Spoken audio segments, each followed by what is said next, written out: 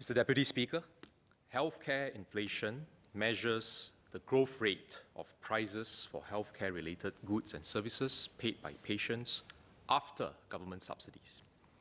Between 2011 and 2016, Singapore's average annual healthcare inflation rate was 2.4% compared to the OECD average of 1.6%.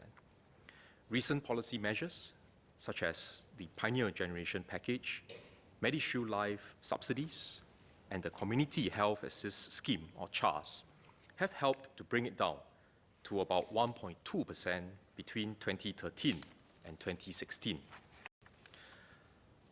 While it's important to monitor healthcare inflation, it is just as important to look at overall healthcare spending. And this is because subsidies are funded from government revenue, which comes from the people, through taxes and duties, and the net investment returns contribution from our reserves.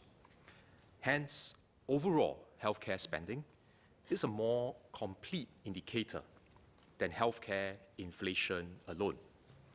Now, in Singapore, our national healthcare spending has increased by more than 60% from 11.5 billion in 2011 to 18.8 billion in 2015, as we built more healthcare facilities and hired more healthcare workers to meet our growing healthcare needs.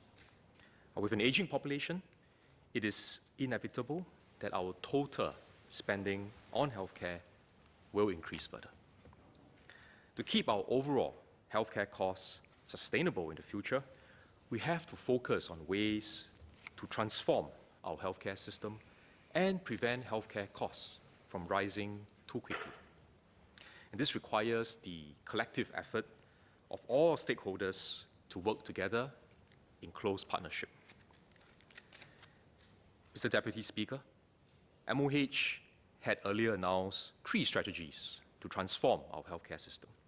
Firstly, we are moving beyond healthcare to health by investing upstream in health promotion, disease prevention, health screening to help Singaporeans stay healthy. And secondly, we are shifting care beyond hospitals to the community to enable more patients to receive effective care closer to home. Thirdly, we are moving beyond quality to value for patients to deliver appropriate care to meet their needs. These include initiatives to improve productivity through innovation and process improvements, and working in collaboration with private sector and community providers. The above shifts are important to keep our increases in healthcare spending at a more sustainable level as we consider different options to fund our future healthcare and long-term care needs. Sir, the best approach to managing healthcare costs is for all of us to do our part by keeping ourselves in good health, adopting an active and healthy lifestyle. MOH will continue to invest in this area and work closely together with our industry and community partners. Thank you. Dr. Chia. I would like to thank the SMS for its very comprehensive response, and I agree that actually healthcare spending is probably the most critical part of this puzzle. Just one clarification with regard to medical inflation. There are many figures that are bandied around, and sometimes this does cause unnecessary concern to the public.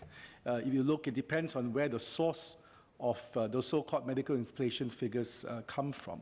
But just in terms of clarification, how does the MOH actually determine, or what figures do they use when they're looking at medical inflation?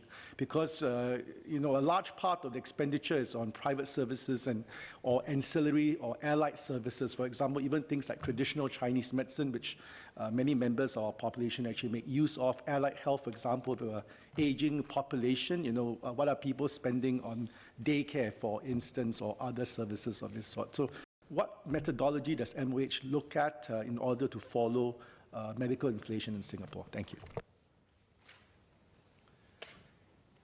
Mr. Deputy Speaker, I thank Dr. Chia for his supplementary questions.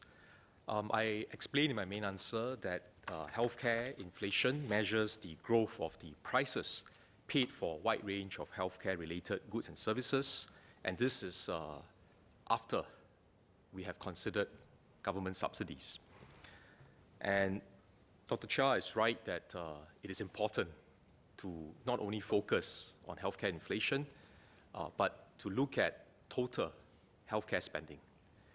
And so this is why when we look at how do we work on transforming the healthcare system to prevent healthcare costs from rising too quickly, we are not only focusing on healthcare inflation alone, but we are taking a more complete view of how do we look at ways to help individuals to stay healthy, how do we look for ways to help our providers and our institutions to deliver their services in a more productive, more efficient manner.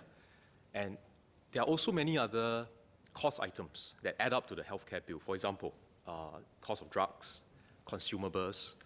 So these are all different ways in which I think we would have to pay attention to. Yesterday in this House, we spoke about fee benchmarks. Both Dr. Lim Wee Kiat and Associate Professor Goh raised questions about how do we best implement fee benchmarks. And these are all different ways. And in my answer, I explained that the fee benchmarks, the fee guidelines, is part of a larger strategy. So you will also include some of these other measures.